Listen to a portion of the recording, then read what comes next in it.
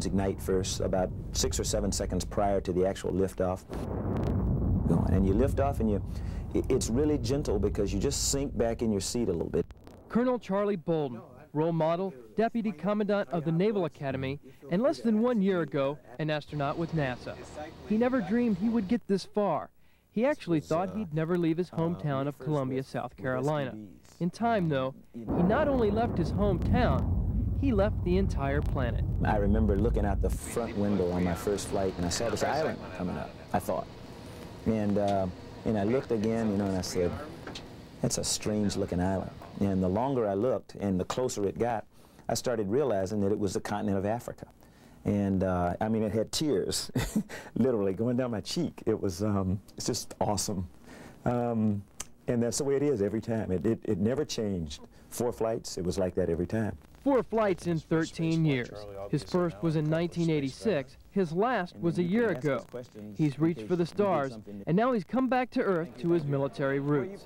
He was a plebe at the Naval Academy in the mid-60s, and now Colonel Bolden is the Deputy Commandant here. I think he has a lot to offer the midshipmen, seeing, somebody, what they can do if they, do the right stuff. It's that right stuff that has brought Colonel Bolden back to the Academy to share in its heritage and the heritage of our entire country. It's all the golden rule. Every single group in this little mishmash that we call the United States has some heritage.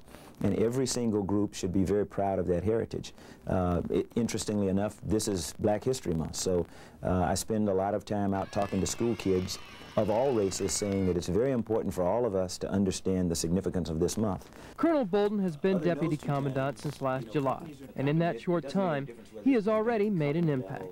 I think that the general feel in the brigade is that he's a real fair guy. He seems happy. Whenever you talk to him, he's always got a smile on his face, and I have a good impression of him overall. People praise Colonel Bolden for his success, and even though he's viewed the world from space, he looks up to others. Who is the best pilot you've ever seen? That's real easy for me to answer. The best pilot I have ever had an opportunity to fly with is a guy by the name of Robert Hoot Gibson.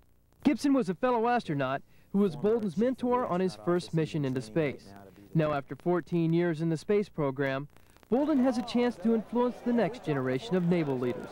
They'll find his perspective tempered by the time he spent hundreds of miles in space, while his humility keeps his feet on the ground.